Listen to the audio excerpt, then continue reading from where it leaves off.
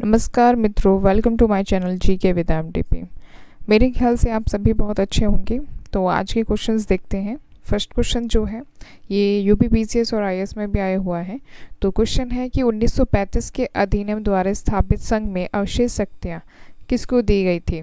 तो option A है संघीय विधान पालिका को, ऑप्शन बी है प्रांतीय विधान मंडल को, ऑप्शन सी है गवर्नर जनरल को, ऑप्शन डी है प्रांतीय गवर्नर को। तो इसका आंसर है ऑप्शन सी, गवर्नर जनरल को। नेक्स्ट क्वेश्चन देखते हैं।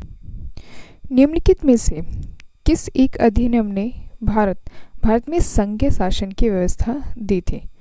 तो ऑप्शन ए है भारत सरकार अधिनियम 1909, ऑप्शन बी है भारत सरकार अधिनियम 1919, ऑप्शन सी है भारत सरकार अधिनियम 1935, ऑप्शन डी है भारत स्वाधीनता अधिनियम 1947। तो इसका जो आंसर है वो है ऑप्शन सी, भारत सरकार अधिनियम 1935। नेक्स्ट क्वेश्चन देखते हैं। अखिल भारतीय महासंघ स्थापित करने का प्रावधान शामिल किया गया था। तो वो है ऑप्शन ए भारत सरकार अधिनियम 1935 में, ऑप्शन बी है अगस्त प्रस्ताव 1940 में, ऑप्शन सी है भारत सरकार अधिनियम 1919, ऑप्शन डी है आपका कैबिनेट मिशन प्रस्ताव 1946। तो इसका आंसर क्या है। इसका आंसर है ऑप्शन ए है भारत सरकार अधिनियम 1935। नेक्स्ट क्वेश्चन देखते हैं। एक संघीय व्यवस्था और केंद्र में वैध नहीं है, ये द्वैध आना था यहाँ पे, द्वैध शासन भारत में लागू किया गया था। तो ऑप्शन ए है 1919 के अधिनियम द्वारा, 1909 के अधिनियम द्वारा, ऑप्शन बी है 1919 के अधिनियम द्वारा, ऑप्शन सी है 1935 के अधिनियम द्वारा, ऑप्शन डी है उपयुक्त में से कोई नहीं। तो इसका आंसर है ऑप्शन सी, 1935 के अधिनियम द्वारा। नेक्स्ट क्वेश्चन देखते हैं। निम्नलिखित में से एक भारत सरकार अधिनियम 1935 की मुख्य विशेषता में से नहीं थी।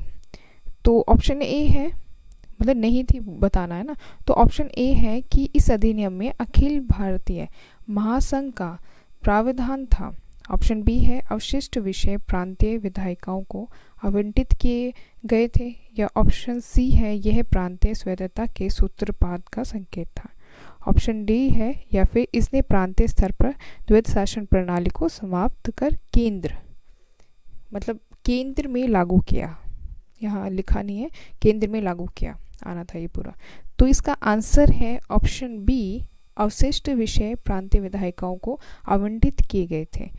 तो नेक्स्ट क्वेश्चन है भारत के संविधान में केंद्र और राज्य के बीच किया गया शक्ति का विभाजन इनमें से किसमें उल्लेखित योजना पर आधारित है।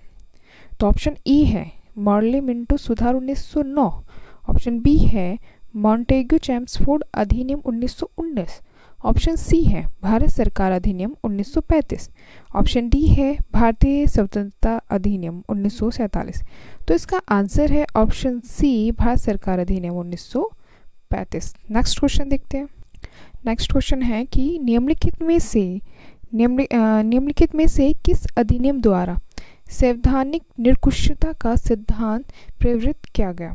तो ऑप्शन ए है 1909 का भारतीय काउंसिल अधिनियम, या फिर 1919 का भारत सरकार अधिनियम, या ऑप्शन सी है 1935 का भारत सरकार अधिनियम, या ऑप्शन डी है 1947 का भारतीय स्वतंत्रता अधिनियम। तो इसका आंसर है ऑप्शन सी, 1935 का भारत सरकार अधिनियम। नेक्स्ट क्वेश्चन देखते हैं। भारत शासन अधिनियम 1919 के अंतर्गत भारतीय विधायिका का अंतिम निर्वाचन किस वर्ष में आयोजित किया गया था। ऑप्शन ए है 1919, ऑप्शन बी है 1935, ऑप्शन सी है 1909, ऑप्शन डी है 1947। इसमें जो है ना ऑप्शन गलत है जो है, लेकिन इसका आंसर जो है वो 1945 है। इसका आंसर जो है 1945 है। नेक्स्ट क्वेश्चन देखते हैं। केंद्र में कौन सा एक्ट ऑप्शन है ए 1961 एक्ट 19, ये गलत वो हो गया। ऑप्शन बी होता 1919 एक्ट, यहाँ ऑप्शन सी होता 1917 एक्ट, ऑप्शन डी है 1915। तो इसका आंसर है ऑप्शन बी।